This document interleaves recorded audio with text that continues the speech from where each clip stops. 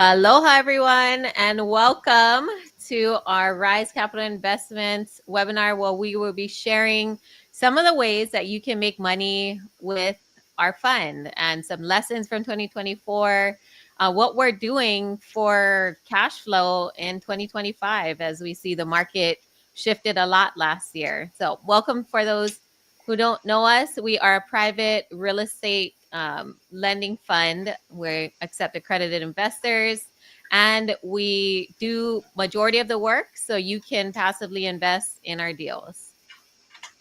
My name is Zasha Smith and I am the COO of Rise Capital Investments along with my business partners where they'll be introducing themselves along the way with the slides as well. So I'll have Emma take it over.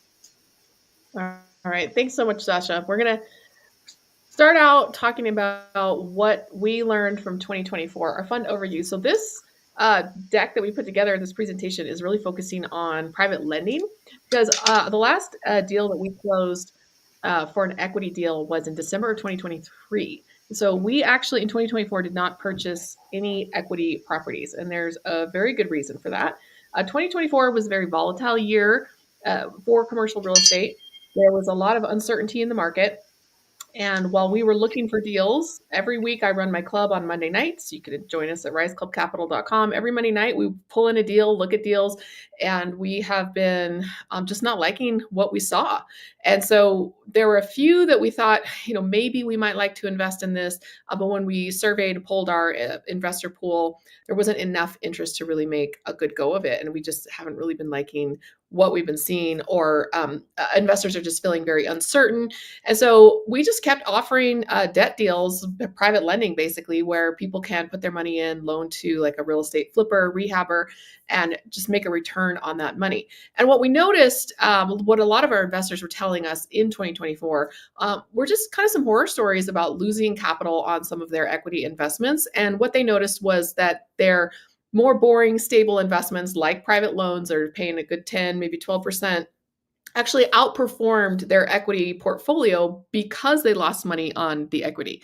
And so that was a big lesson from 2024 that we took, listening to our investors, what they were looking for, what they wanted. We still have several investors who are very interested in equity deals because they do have the potential to earn more. But for the most part, the investors were saying, we don't really want to look at that in 2024 as a majority.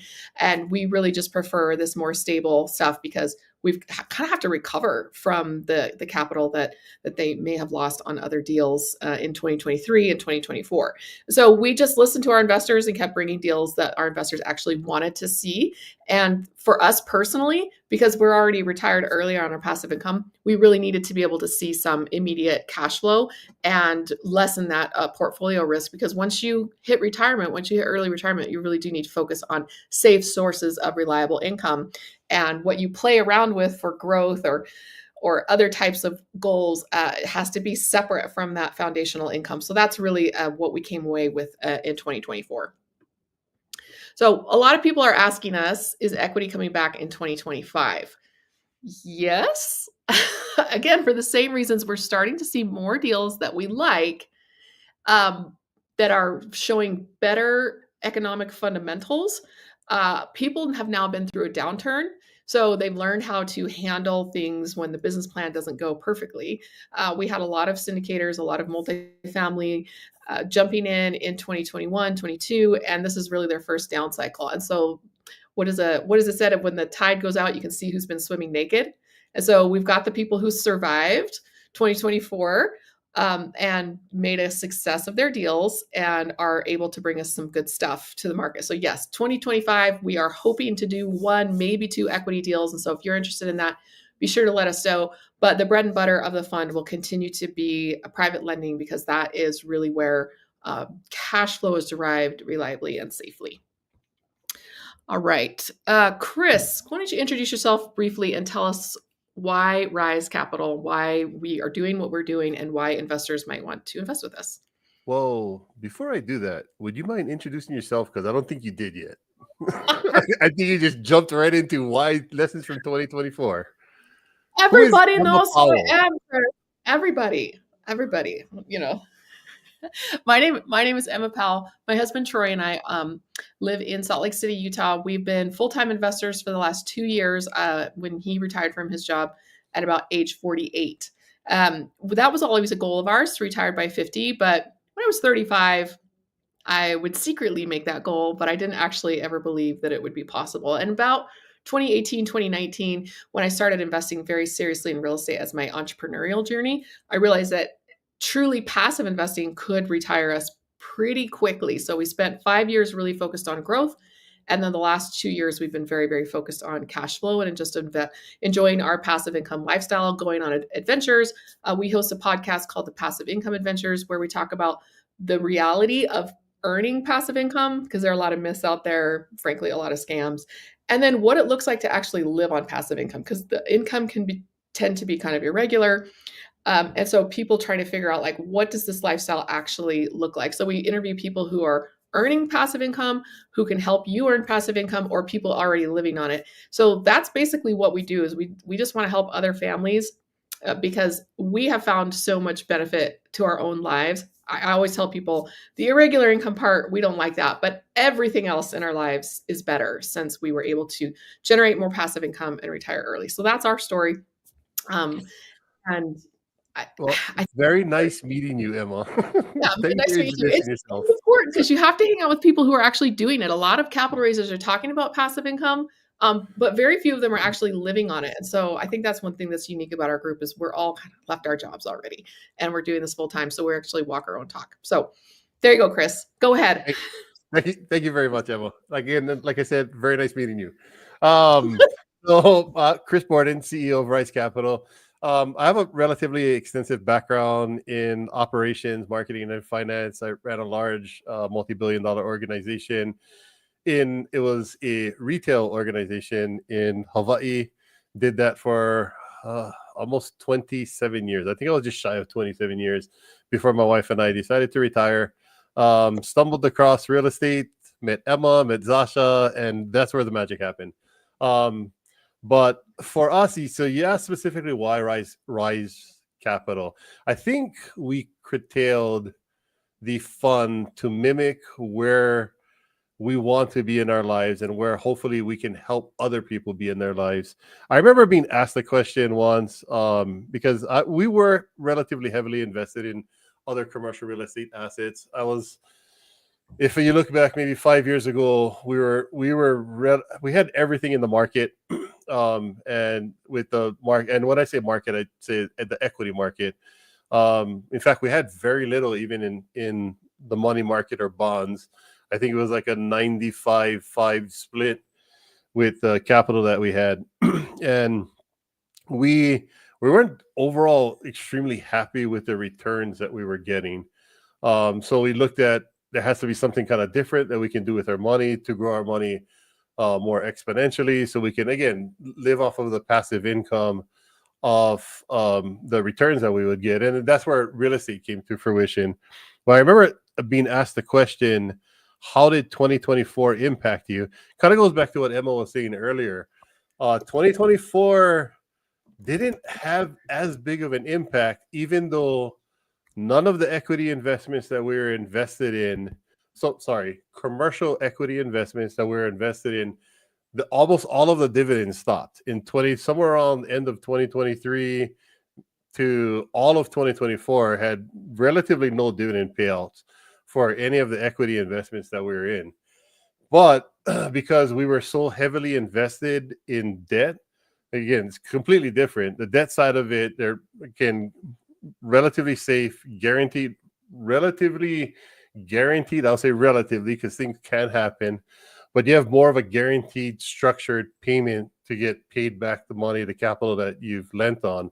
So while we weren't getting any distributions on or any kind of income coming in from the equity side of the portfolio, we were getting consistent dividends coming back from the debt side of the portfolio. So we structured the fund to be somewhat resilient, and probably one of the underlying targets of what we want to try and have as the fund emphasis is diversity. Having a good portion of your portfolio within debt, equity, even there's other good assets out there as well. We still, I think Emma does as well, and Zasha does as well, but we still invest in the equities market.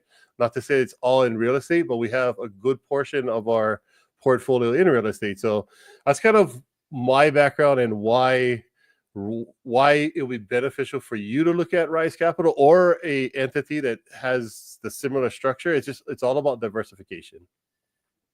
Yep. And I tell you, today with the news that came out, I'm really glad that I still have a little bit of Bitcoin. So diversification is really key. We want our fund to be a diversified fund by offering both private debt in various states and also equity. But we also don't want to be over diversified because you can only be an expert in so many things. And so we're good at what we do, and we're not going to be taking on crazy projects inside the fund and offering that to our investors. You know, we may have diversified offerings outside of real estate, but the fund really does focus on real estate investments. Like I said, bread and butter is private loans, and then a little bit of commercial equity, which is where we have our experience, and that's what we offer. And so we don't want to be the only person you invest with, obviously. We just want to be one of them. We want to help you build trust with us, because as you learn how to build trust, you'll be able to find operators that you can work with. And we would like to be one of those and teach you how to find others so that you can diversify effectively. So thank you, Chris, for the introduction. Let's have Zasha go next because her picture's next on there. Fire away and let us know a little bit about you and your own passive income journey. Aloha, everybody from Maui, Hawaii, raised here and worked as a civil engineer for 10 years, building, subdivisions, doing huge $1 million projects, and really was kind of burnt out from my job and working 60 to 70-hour weeks on a salary. So no matter how hard I worked, I still got paid the same.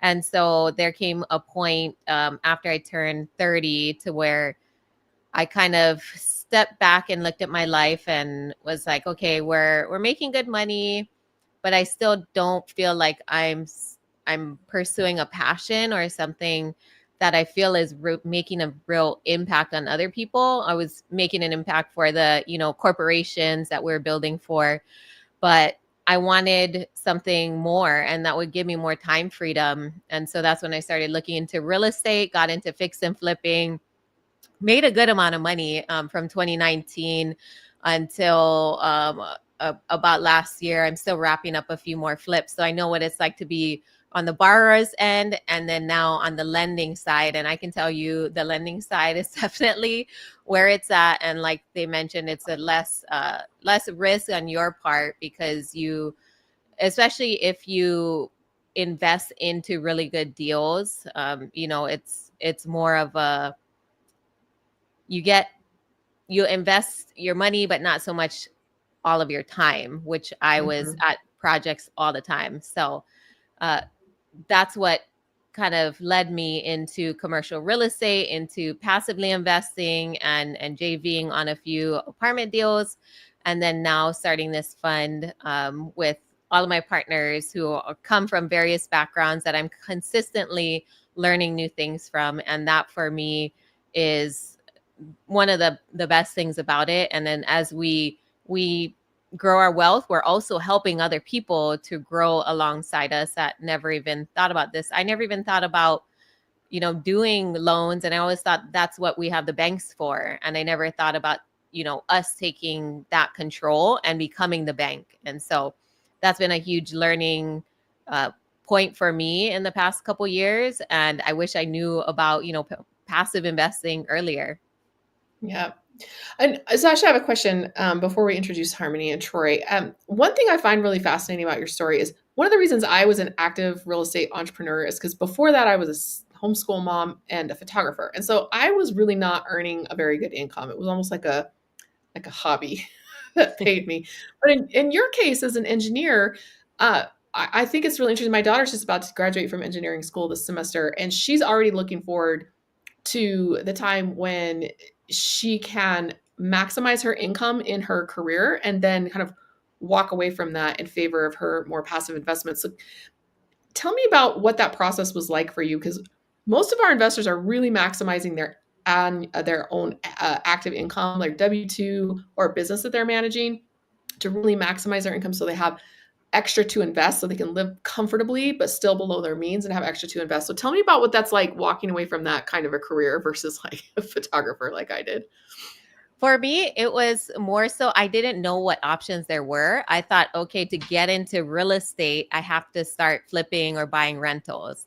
So that was kind Mhm. of, I didn't look into other avenues of investing. And then I got into mentorship that was their focus.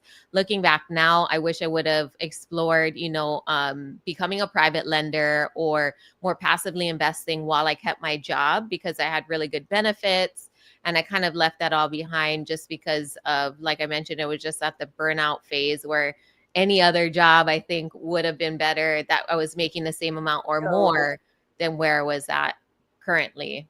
So that's kind of Mhm. where I was at. But I think for any of you who are watching this, you're already steps ahead, light years ahead of a lot of people who kind of follow that traditional route and just put all their eggs in a basket and just hope that they have enough for retirement at when they turn 65 or 70. And so now that I know that diversification is key, a lot of the people that I seen retiring at my job were ended up getting another job even after they retired. So retirement wasn't even enough to sustain them, especially in an expensive market like Hawaii. So I think that was a big realization that kind of led me to take real estate more seriously. Yeah. And my daughter was telling me a story recently. She was sitting around with a bunch of other engineering students who were just about to graduate. And they were talking about the starting salary for an engineer and how low it was. And they were saying things like, I don't even know if I'm going to be able to support a family on this income as engineers. And they were saying, and then some of the students started saying, well, I've heard that if you buy a house, you can rent out some bedrooms.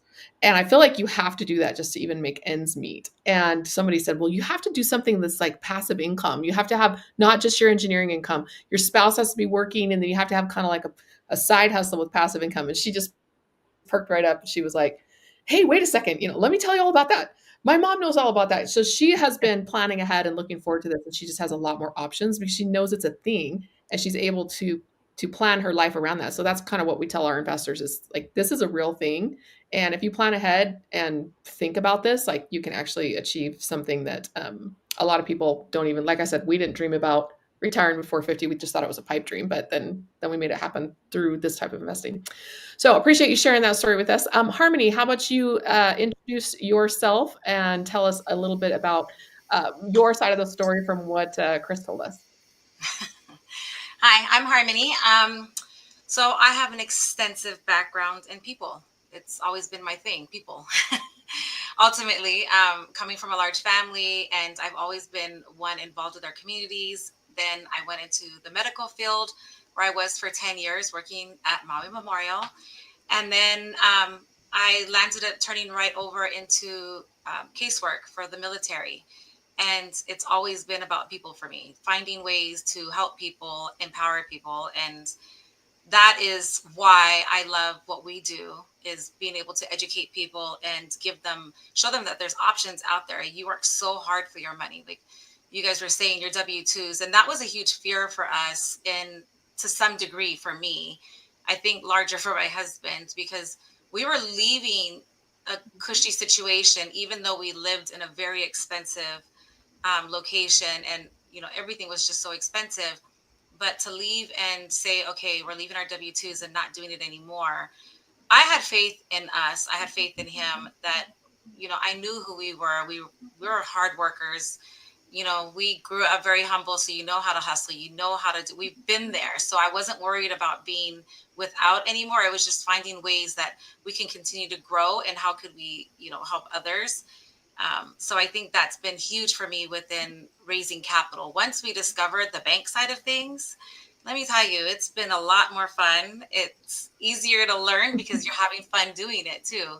So giving people their options, that is huge, for at least for me. I know it is for our group, which is why we also do our philanthropy with Elevate. And that's something that I could talk about all day, but it's just giving people the empowerment to be able to choose. And you're working hard for yourself. If you already have your W-2s, just know that there's options out there that you can still invest, whether it be with us or with others. And that's something we love helping people discover. Yeah, the messaging that most real estate investors are giving when they're either selling like the passive income dream when they're not actually living it because they're still, most of them still working their regular job. But I also notice a lot of people just really pushing the, like what Sasha mentioned, the fix and flip, or like what you mentioned. It's like when you found the private lending side of things, you're like, oh, this is where it's at, being the bank. I know Chris does most of our loan identification and loan servicing, so he's probably laughing that we think this is so easy, but Wouldn't but for say it's us, so easy, oh, but easier than like thinking that you can do what they do on the shows and that, Yeah. everything is so fast and so beautiful. mhm. And let's be real. I mean, yes, we're all retired in the sense that we don't go and check in and clock in for anybody else. We do this for ourselves and for our businesses. There's a lot that goes behind it, but it's something that drives us, the fun behind it, the education we get to share, and finding a win-win. How can you go into something and discover that you can passively invest and have a living off of and teach other people? Like, that's huge. So it's not that we just get to retire and I get to go fishing all day. No, it's retirement the way we want it to look. Yeah, you have to have a purpose. I think that fishing and sitting on a beach are all well and good, but after about 2-3 days, you're like, okay, I need to go build something and help people, because that's really those are the types of people that we like to work with inside of our fund. People occasionally ask, like, why do you only work with accredited investors? I'm like, I really like working with people who are so close to financial freedom that all they need is a little bit of direction, and then they go out and immediately start volunteering, donating, starting nonprofits. It's kind of amazing the impact that you can have with people who just need a little bit of clarity, and rather than people who need a complete life makeover. To me, it's almost like creating a little army of philanthropists, and I really get a lot of joy out of helping other families do that. So, Troy, thanks for joining us. I don't have to introduce you now. I know that you've been elbows deep, armpits deep in a diesel engine today. So, how would you unmute yourself and take a minute and introduce yourself, and what it was that brought you to this lifestyle other than your wife dragging you? Yeah, I think Harmony touched on it, which is you're actually retiring from something you don't like doing to something that you do like doing. So I think she really pointed that out. So, which is what I ended up doing. I did IT for years and years, and spent a lot of time behind a computer or by myself, and I just didn't get the same. I felt like something was missing, right? And so, what really inspired me was this last time when I got laid off. I ended up reevaluating what I was really doing in life in general, and realized that we could retire, or that I could retire on our current income from our investments, and that I could pursue things that I really wanted to do. And that was helping other people find alternate income sources to be able to do what they want to do. That you feel like they're not trapped, or they're not stuck in the job that they currently are, or completely relying 100% on somebody else for their livelihood. And that really spoke to me. And I found the rest of this team here doing the same, pursuing things that they really enjoyed, that they loved, that made them feel like they were making a difference in the world, and obviously helping other people in the process. And that's what sold me. I had to get on board with that and join the team, and just put my talents, my efforts into helping the world in general, and helping people to just become philanthropic. Philanthropic, is that a word? And That's the just word. You got it. and pursue their dreams.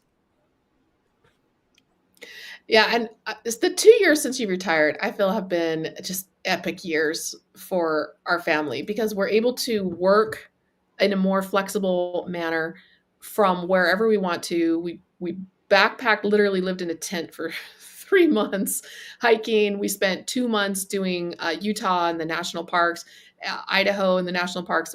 We went to Wyoming. We went to Rushmore. We bought an RV. We spent a couple of weeks. We spent with my brother in Seattle, a couple of weeks in California. We flew out to see Sasha for 2 weeks in Maui, and just supporting the local tourism industry there after the fires. I want to ask you, I was like, what can we do to help? And she said, they need business, either send money or come spend money. And I was like, that is the best philanthropy I've ever heard of. So we took the kids, spent 2 weeks in Hawaii. We drove and across country. We spent, I guess it was 3 months in Florida, Orlando area. Then we bought the RV park and we parked our RV there for 6 months, just getting that park turned around. And back to Utah. And it's just been such an adventure, and being able to adventure at the same time that we're able to volunteer, donate, run a business, and form these partnerships has been just absolutely epic. And so that's our commitment to creating an impact. I wanted to just briefly mention, Sasha, can you tell us just briefly about your, it's not inside the fund, but it's a project that you're doing on the side of your affordable or first-time home buyer project that you're doing in Kona? Yes. So for me, being local here, it's always been really important. As soon as I found out about these different investment options, especially in real estate, when I really got to understand it, I, felt a need to help our local community here understand it as well. Because a lot of us didn't grow up with these kind of financial education or just any kind of finance tips at all. And so even when I bought my first car or was looking to buy my first house, I didn't know even what the down payment was. I didn't know what a HELOC was. So a lot of these financial terms were very new to me. And so we started just having meetups here. We started a local mentorship just for people in Hawaii to help them try to get ahead as well. And then my overall goal was to create affordable housing, because every single day people from Hawaii are moving away because they can't afford it here. And it is really, really expensive. But just giving them that hope. And now I'm able, through my real estate efforts and my investments, take part in, we just bought 32 lots, individual lots on the Big Island. And so our goal is to build affordable housing there and keep it at a price point where people that are lower income, like people on Section 8 or getting rental assistance, can qualify for a program where they can purchase the homes, or just keep them as rental properties for people that need rental assistance. Yeah. So working on that. That's been a journey, though. Into this, working with nonprofits and grants has been, it's a lot more time than I thought it was going to take, but we're still, that is the goal with them. We already own the land, so that was the first step. Now it's figuring out how we can build affordably here. Yes, exactly. And that kind of commitment to both the capital A affordable housing, where you need the grants and the help, the public assistance to get that done, as well as like something we're doing, that a deal that is inside the fund is the RV park, providing long-term RV parking for mostly retirees. Troy, can you give us the 90-second rundown of the RV park? Because we lived there for 6 months. Tell me about your experiences there, helping the people at the park, being able to have a safe, affordable, clean, and beautiful place to live, and how you're able to impact lives while at the same time in a for-profit venture. Yeah, so it was an amazing experience. We were able to go. We just happened to be traveling at the time, and when we picked up the park, and so we were able to go over there and talk directly with each of the individual tenants that we had there, and we were able to kind of understand their story, help get them moved over to the new system to make payments easier for them, and also to kind of help them personally in any struggles that they might be having. And most of it is just they needed somebody to listen and to let them know that they understand the situations that they're in. And RV parks are really the new retirement home. Yeah. Since housing has become so expensive, both renting and purchasing homes, these RV parks provide a space for people to pick up a trailer, and they don't even need to have a truck or anything to get the units there. They can just have their unit delivered directly to the park and have a spot that they can park it in. That's a very, sorry, I'm so excited about this. But it's just that they have a place that they can go where it's very cheap to live, very, very affordable.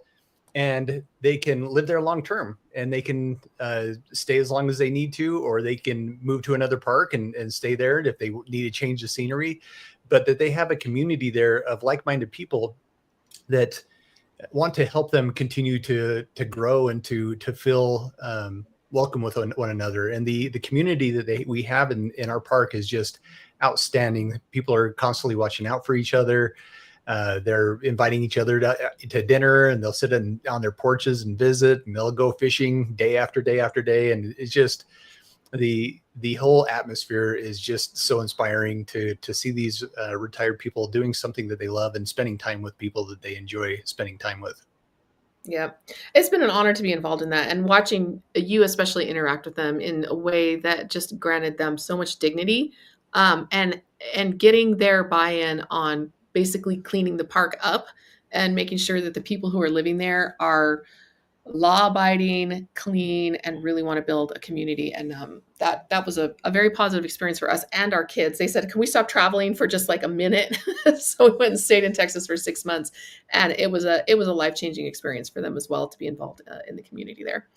All right, Chris, I'm going to just briefly talk about what private lending is, and then I'll have you take over and talk about specifically what we do in Rise Capital. So private lending, for those of you who don't understand, it's also called debt lending, hard money lending, is basically any kind of a loan that does not run through a bank. It's especially popular for small businesses or for real estate, which is what we do with it. So we'll help a fix and flipper, like what Sasha was talking about. They need money to be able to do their project. So they'll bring in some of their own money. Maybe they've got a partner who has some capital, but the bulk of the financing is provided by our fund through you investors putting into your money into the pool. And then we will go and find the best borrower for that money. So it generates a steady income from interest on secured mortgage notes. And that's different than equity. So if you're an equity partner, you are a business partner and you're sharing in possible profits and in possible losses. Because there is that downside risk, the upside return needs to be potentially higher in order to offset that risk. What we do with private lending, there's a much narrower range of what we're doing, 10, maybe 12%, depending on how much you invest. And it's secured by a first lien note. So it's much less risky. And that's why it's just a more stable type of investment. The other benefit is that normally it's short term. We're not doing long-term mortgage notes. We're doing 6-month increments. So maybe 6 to 12 months for them to finish a project.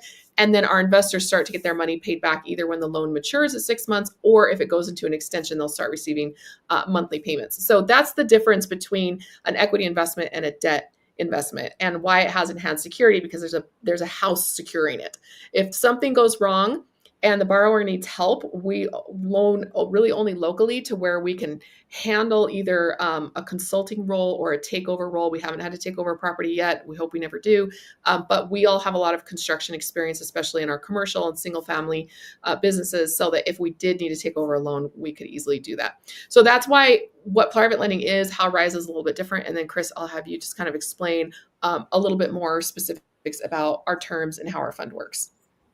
You summarized it pretty darn well there, Emma. There's not much. I mean, I think maybe what's our minimum investment? What's our maximum investment? there are a myriad of ways to invest. Minimum investment is 50,000. Maximum investment is, you got to help me on it, I think it's 2 million. 2.85 million. Change. I don't know why it's so weird, but yeah, there's some weird change in there. But I guess the beauty of it is exactly what Emma said. It's like the way I like to explain it, because normally people, again, we're looking at most people have jobs. I mean, typically, there's some $44 trillion in retirement accounts out there. So there's a good chance that you have a retirement account, and probably a even better chance that people that are listening they have a 401k. I mean, you're kind of locked into what you can invest in, right? Mutual funds, and a lot of those don't really give that great returns, or you have high fees. You kind of look at it. So say hypothetically you moved out. So this is my experience. I moved out of a 401k. I mean, normally when you leave jobs, or maybe you go through a mergers and acquisition, which I have gone through several. Normally, the 401k that was with the company sits in its own bucket, and you're typically allowed to move that out. So we moved it into a 401k, and went with Edward Jones and had them investing in. You typically get like a portfolio where you're investing. I think the most common portfolio ratio out there is a 60-40 portfolio. 60s in the equity market, 40s in bonds, money market accounts, different types of strategy. I am very sorry. Different types of strategies targeted around there. But so we're looking at it the same way, and we're kind of looking at 60% of it. And again, I talked about diversification earlier, and we're looking at it the same way. So we're looking at it to say, okay, how do we, if I'm looking in real estate, specifically in real estate, what is the best way for me to diversify my portfolio? Again, as Emma said earlier, it's not just real estate. We want you to explore outside and really get diversified. But if I'm looking at specifically real estate, I want to have debt investments that are similar to the 40% that would be in bonds, treasuries, money market accounts. And the beauty of it is typically your returns in a money market account, or even the T-bill right now. I mean, your 10-year treasury is what, 4%, I think? I haven't checked it for several weeks, but it's somewhere around 4%, maybe 4.5% at most. It's equivalent. If I'm looking at it equivalent and putting it into real estate, it's relatively equivalent. It's money that's a note that is backed by real estate, and it's 10 to 12% returns as opposed to the 4% that you can get in the 10-year treasury. So we're looking at it that way, and we're kind of structuring it the same way. Again, our loans are collateralized against real estate property, first lien position, typically 65%. The loan amount that we give is typically around 65% or less of the after repair value. So the value once everything is said and done and fixed up. So it's secured, very secured. There's typically a ton of equity should something go sideways and we have to take back the property. As Emma said, we've never, well, I technically have, because I've been doing this a little bit longer than the fund, but fund has never done it. I have never foreclosed on someone, because that's not our goal. Our goal is to have, I think somebody said, I think it was Harmony that said, a win-win situation where the investors are benefiting from those terms as well as the borrowers, right? We want the borrowers to win as well. The more the borrowers win, the more opportunities that come to fruition and come for our investors. So we're kind of looking at the circle that way. And it's just opportunities to get into real estate. It's that risk return profile that Emma talked about earlier between equity and debt. And you're on the lower end when you're looking at debt investments. Mm-hmm. Yeah, it's one of those situations that we want to be in where we want our borrowers to be successful, so we get repeat borrowers, because our investors make the profit from the interest, but we as a fund derive our profits from loan origination and servicing fees. And so for us, repeat borrowers are really our bread and butter. So we really want to help them to be successful. So we're only going to loan on the best projects with the most reliable borrowers, so that our business has long-term customers. Because if we're in the business of taking properties, that people wouldn't want to do business with us. So Harmony, can you share a little bit about the deal that we have?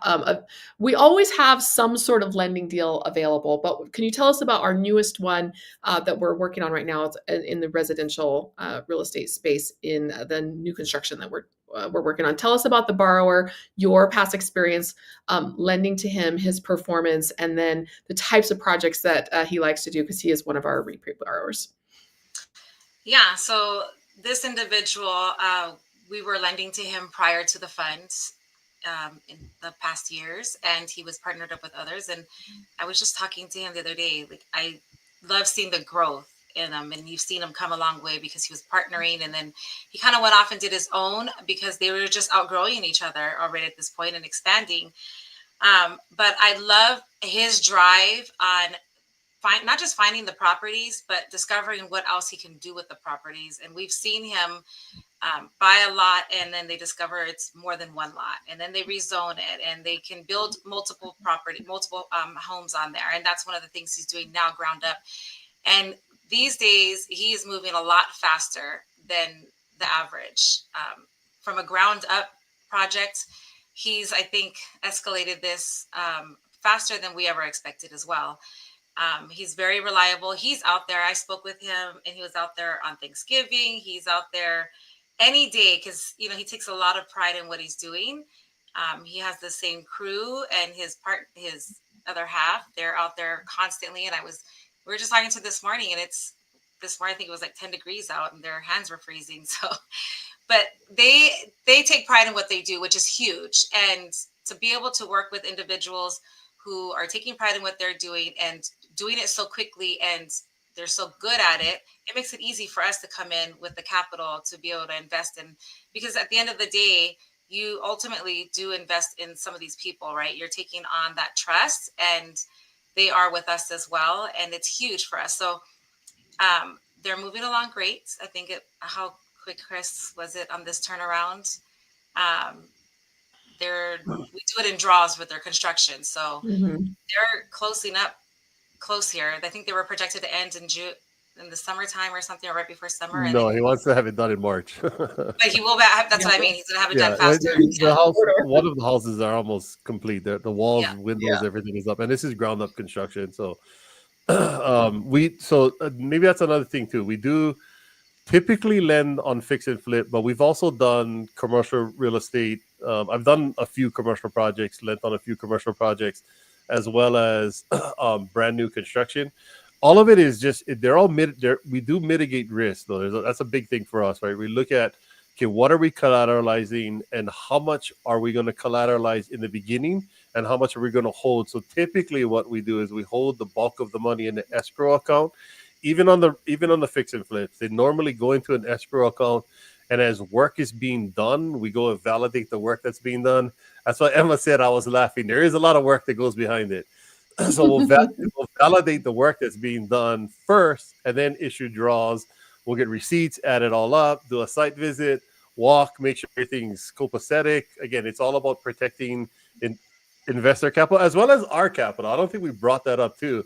We invest in 95, probably maybe more, of all of the deals that we do.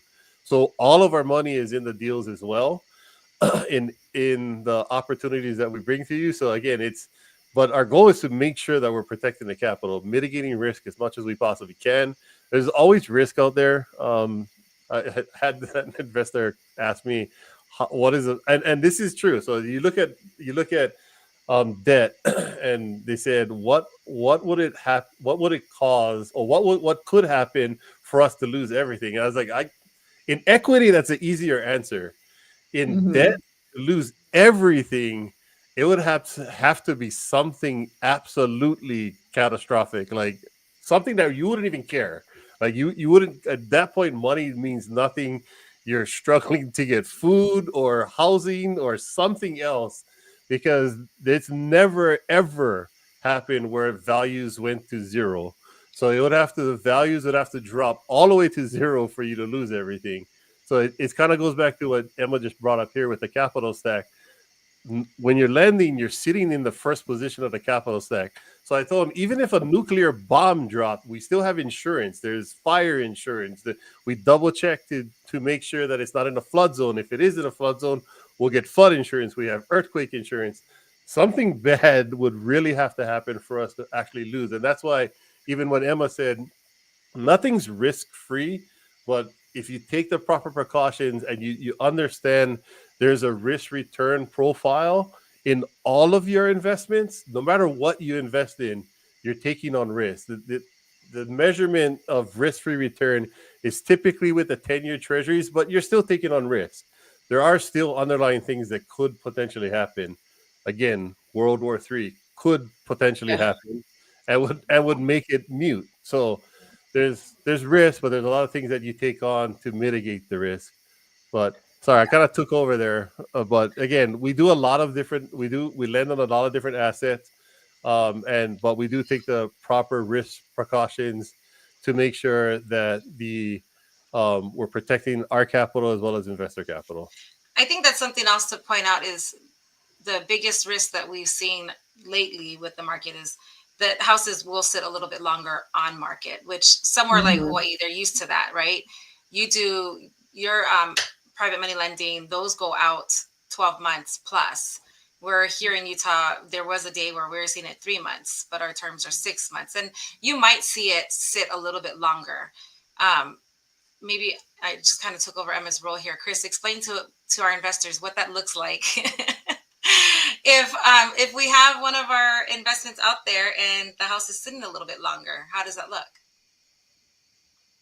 That's a good question. I'm sorry. I think Emma kind of brought it up earlier, but and Harmony's right. Says we've been doing private lending for almost 3 years now. So we did it about 1.5 to 2 years before we started a fund. And I think I'd have to go back and look, but I think our shortest one was under a month. Like they renovated it. It was a small renovation, but they renovated it and put it on the market, and it sold in days. That's not the case anymore. So it is sitting a little longer on market, but it's not necessarily a bad thing. It's harder for the investor if it's sitting on a market that quick. Like if it's just 3 weeks, it's hard because then there's some time out of market where the money is just sitting there and not necessarily working. If it's sitting on a 6-month or a 12-month cycle, then you know that the money's always working. So there's pros and cons both ways, and it's nothing overly negative.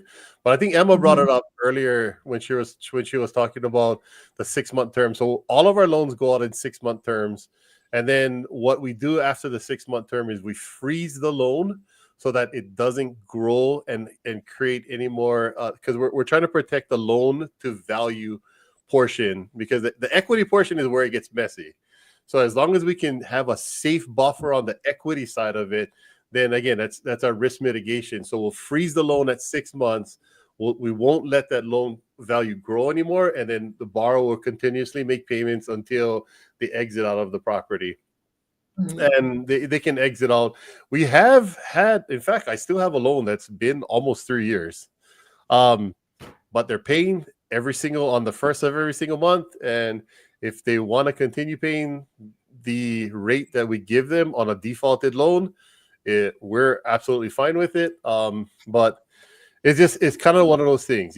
We got to work through the scenarios, and our goal is to work with the borrowers. I mean, there's a lot of lenders out there that would have foreclosed on her, but she's been a repeat borrower, and it's just one of those situations where they're working through permanent financing.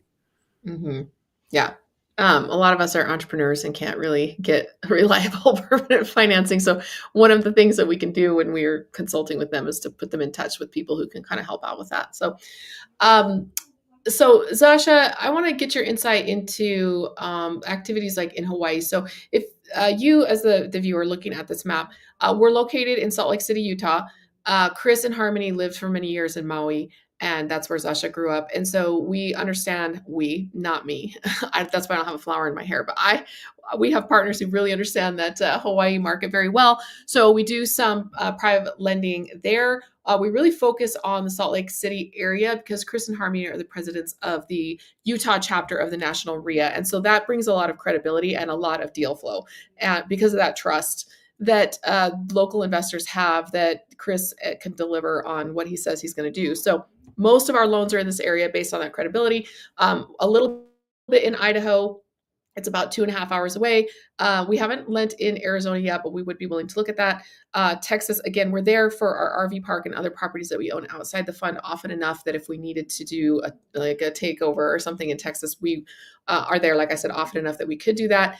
The gray areas on the map are places where we consider, in addition, we won't lend there, but we would consider an equity deal in those locations. And mostly because our favorite areas of the country right now are the Texas Triangle, Austin, Houston, and Dallas, and then the North Carolina, the Research Triangle with the Duke and around that area. And we feel like that area, those two areas in particular, are exploding. And so we really do like looking at investments in particularly those areas. And so we try and keep it constrained and regional. We have our market target. We want to make sure that it's a strong market, it's growing well. Again, low crime, that this is going to be a successful project, not just if we're partnering on equity, but also to make sure that it's successful because we want the borrower to be successful.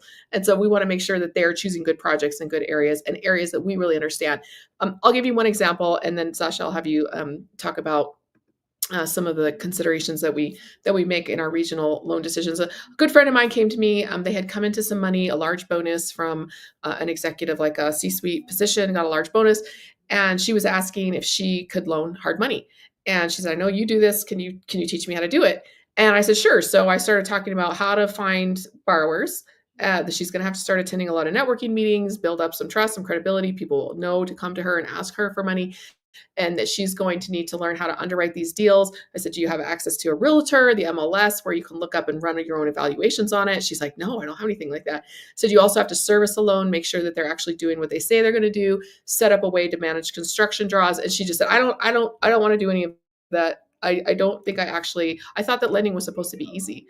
And I said, "Well, passively lending is really easy. But if you want to run this as your own business, you really do need to be a specialist in that market." So that's one of the reasons we don't lend in areas we don't understand or don't have access to good data, because we need to verify if their deal is any good. So that being said, Zasha, can you give us a little bit of insight into your private money lending and some of the things that we face on differences between regions, especially Hawaii? It's kind of an unusual pairing.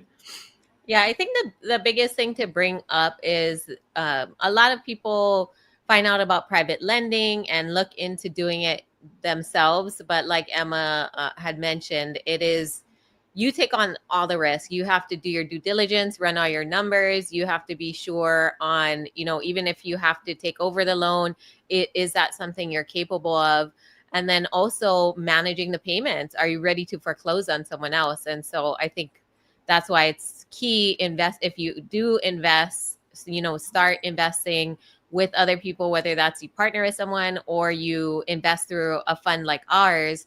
We kind of do all that due diligence for people, our investors that want to invest with us, and make it more passive, because it can be, even though you're trying to invest passively, it can turn into something active.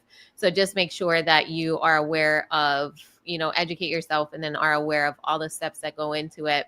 And especially for me, I've always invested in Hawaii. I started branching out, doing other projects in the mainland, in the States. But for me, Hawaii, I live here. I know each market, and each island is even so different.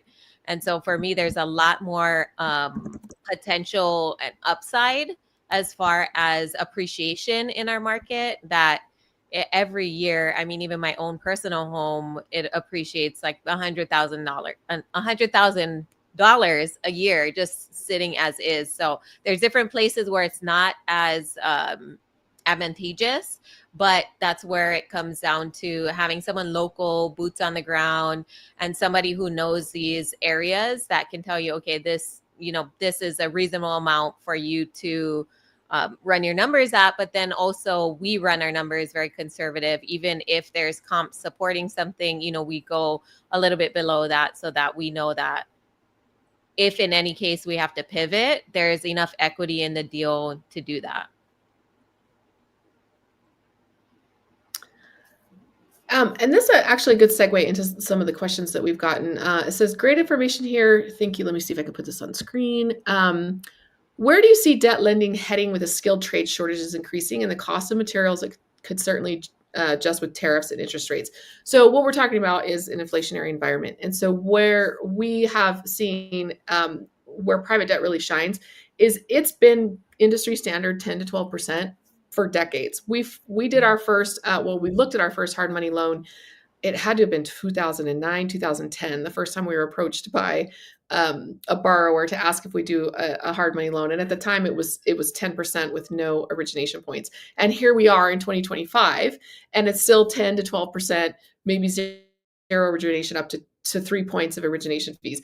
I have not really seen any fluctuation in that in the entire, I think, 7-ish years that we have since we actually did our first hard money loan in 2018. And that stability and that lack of volatility and that lack of responsiveness to inflation on the lending side has been really comforting, because I can plan on my income really long term as a lender and don't have to pay as much attention to inflation from that side. Where it does concern us is borrower success. We need to make sure that the borrower is running realistic numbers and that we ourselves are keeping up on what's going on, so that when we're validating their numbers, that we know what are things selling for, how long are things actually taking, are there shortages out there, are they going to be paying more? So maybe they have an unrealistic construction budget, maybe they have an unrealistic timeline. And so on our part, just staying informed and helping our borrowers to have the most success. One thing I noticed the first time I borrowed hard money loan to go do my own project on a small house, my hard money lender, you hear hard and you think there's some sort of loan shark and they just want to take your house away, right? But I realized that my hard money lender had been doing this for many, many years, and he was a guide to me. He sat and helped me run comps, figure out valuations. Like, he really helped me evaluate a deal when I personally didn't really know what I was doing. I don't know why he loaned me any money, but he was a great guide to me. And so that's what we like to provide to our borrowers. Borrower success is investor success, and therefore Rise Capital success. And so it's a win-win-win situation. So that's really how we're handling it, stay on top of it and ensure that our borrowers are choosing good projects and are able to be successful. So, all right. So basically this is a summary slide of some of the things we've already spoken about, but I wanted to share a little bit about the way that the fund works on the customizable side, because this might be something that's new to you as an investor. Most of our investors have invested in a syndication before. We do have a lot of first timers, but I would say most people have some experience with portals and all of that. The way that we work with Investor is it's a platform that allows us to pick and choose a la carte which deals you want to be in. So let's just say if you added all of this up, it would be $200,000. So you want that 12% return, but you can split that up against multiple deals, and that allows you to diversify. One of the things that we do that Chris mentioned is that we have our own operator capital in every single deal. We will put our money in as a front load, and then investors can come into multiple loans that are already funded and back our capital out and put their capital. So that's how they're able to spread it across multiple deals, because we're only originating 1-2 deals a month. And so being able to get it across a wider range, and then we're able to then reamass our capital and then go out and front load the next loan. That allows us to act more quickly, to be able to reliably fund loans. When we say we can fund it, that we know that we have the money available to do that. We have way more deals than we have capital.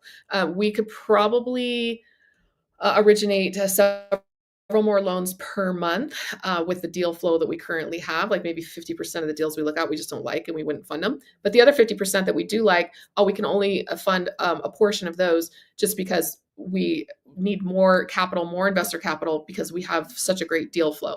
So that's why one of the reasons that investors like working with us is because we can keep their money moving. It's not sitting idle between projects, because we have a good clip of projects coming at us, and we can keep the money busy most of the time, if not all of the time, throughout the year. So you can go in there, pick which loans you want, even if it's closed, and then we'll again let you know when it's completely closed. When all of our money is backed out, it would be absolutely closed at that point. But it gives you a ton of flexibility. It's all right there on the portal. You just username, log in, jump in.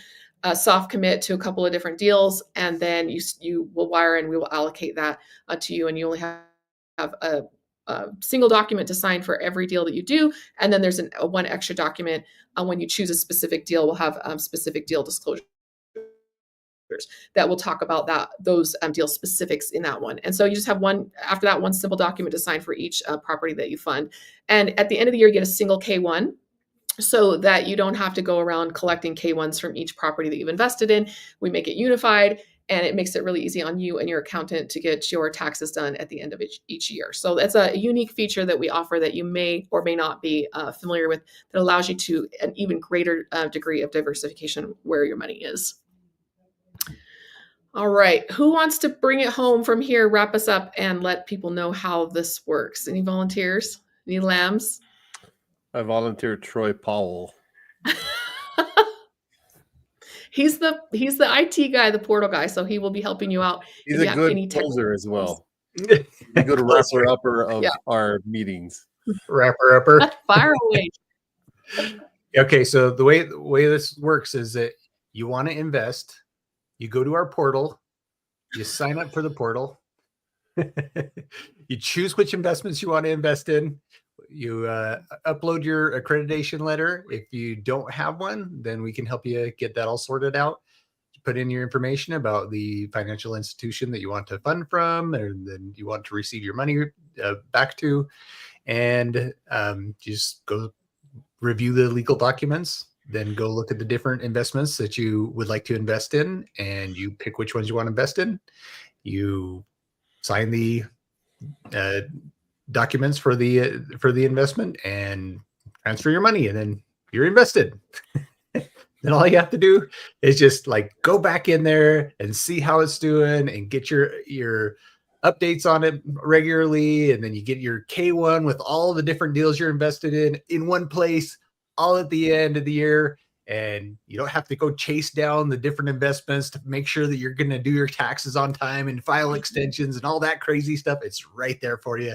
So you just kind of relax. And every time you get that information and you get all that, your documents and everything all in one place, you just smile and just appreciate how much easier life is investing with us. That's all I have to do. Yeah, and you have the friendly tech support guy if you run into any trouble. He used to be like enterprise level IT guy, so he can definitely help you through the portal. We've got one more question. I want to clarify. The feed cut out a bit. Sorry, I have bad internet. Blame my IT guy, right? Once an investor invests in deals, you pull your funds out. Do you not stay invested yourself? This is a very good question because it's part of having our skin in the game. So the answer is it depends. It depends on the deal. If the deal, we have it spread across multiple deals. You want me to answer it, Emma? Why don't you answer it, Chris? Emma's yeah, I'll answer it. So ahead, yes, Chris. our goal. So let me. I'll be. There's some selfish reasons as well as we started the fund. Full transparency is so that we can always have our money invested as well. But we will always take the investor's money first. So if the investor wants to get in, we'll let the investment money come in first. But our goal is to always have our money working as well. So like we said earlier,